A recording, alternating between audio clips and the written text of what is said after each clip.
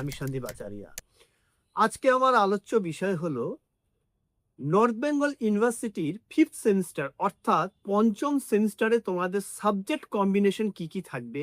এই নিয়ে আমাকে অনেকে কমেন্টস বক্সে জানিয়েছে এবং পার্সোনালভাবে আমাকে হোয়াটসঅ্যাপ করেছে যে স্যার আমাদের 5th সেমিস্টারে কটা সাবজেক্ট থাকবে, 3টে থাকবে না 5টে থাকবে?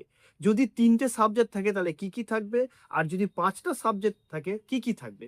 অর্থাৎ 5th সেমিস্টারের মেজর এবং মাইনর সাবজেক্ট কম্বিনেশন কি থাকছে। তো আজকে আমার ভিডিওটা এই বিষয়ের উপরে যে তোমরা 5th সেমিস্টারে কি কি তোমাদের সাবজেক্ট কম্বিনেশন আছে, তো সেই জিনিসটাকে একদম আমি ক্লিয়ার করে দিচ্ছি। তোমরা খুব ভালো করে এটা মনোযোগ সহকারে দেখবে, তাহলে তোমাদের পরবর্তী স্টেপগুলো কি হবে, অর্থাৎ 6th সেমিস্টারে তোমরা কি কি পড়বে, পরবর্তীতে কি কি পড়বে, তোমাদের একটা স্বচ্ছ ধারণা চলে আসবে।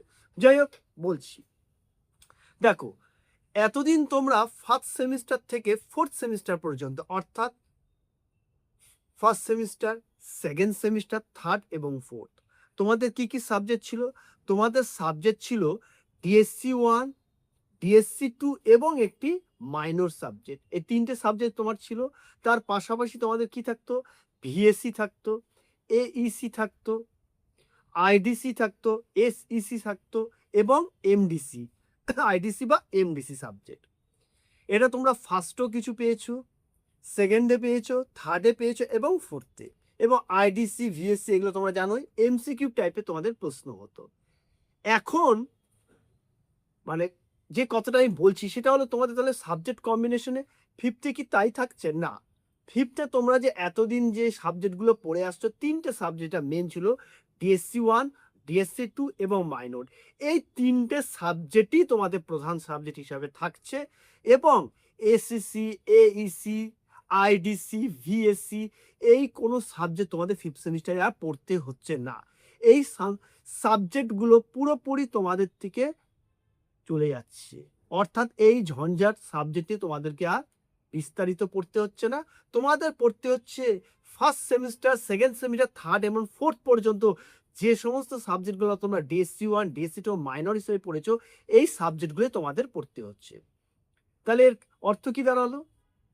অর্থ দাঁড়ালো, যদি কারো সেমিস্টার 1-এ ডিএসসি 1-এ বাংলা ছিল, ডিএসসি 2-তে হিস্ট্রি ছিল এবং মাইনরে পলিটিক্যাল সায়েন্স বা সোশ্যোলজি ছিল ধরে নিলাম, সেকেন্ড সেমিস্টার তাকে সেটাই পড়তে হচ্ছিল, ডিএসসি 1 বাংলা, ডিএসসি 2-তে হিস্ট্রি এবং মাইনরে পলিটিক্যাল সায়েন্স অথবা সোশ্যোলজি। থার্ডও তোমাকে তাই পড়তে হয়েছিল, ডিএসসি 1-এ বাংলা, ডিএসসি 2 হিস্ট্রি এবং মাইনরে বা তোমার পলিটিক্যাল সায়েন্স বা সোশ্যোলজি। ফোর্থও তোমাকে তাই পড়তে হয়েছিল। কিন্তু ফিফথে গিয়ে কি হচ্ছে, এই সাবজেক্টগুলোই থাকছে। অর্থাৎ ডিএসসি 1-এ যদি তোমার বাংলা ছিল, ফিফথে তোমার বাংলাই থাকছে। ডিএসসি 2-তে যদি তোমার হিস্ট্রি ছিল, সে হিস্ট্রি থাকছে। এবং মাইনর যদি তোমার পলিটিক্যাল সায়েন্স অথবা সোশ্যোলজি ছিল, তো সেটাই থাকছে।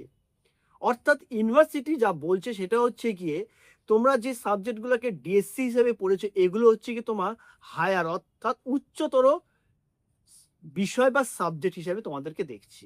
অর্থাৎ এগুলো কোর্স বা মেজর সাবজেক্ট হিসেবে দেখছো। তাহলে ডিএসসি 1-এ যদি বাংলা থাকে সেটা তোমার মেজর হিসেবে দেখা হচ্ছে, এবং ডিএসসি 2-তে যদি হিস্ট্রি থাকে সেটা মেজর হিসেবে দেখা হচ্ছে, এবং পলিটিক্যাল সায়েন্স অথবা সোশ্যোলজি যদি মাইনর হিসেবে ছিল, তো সেটা মাইনরই থাকছে।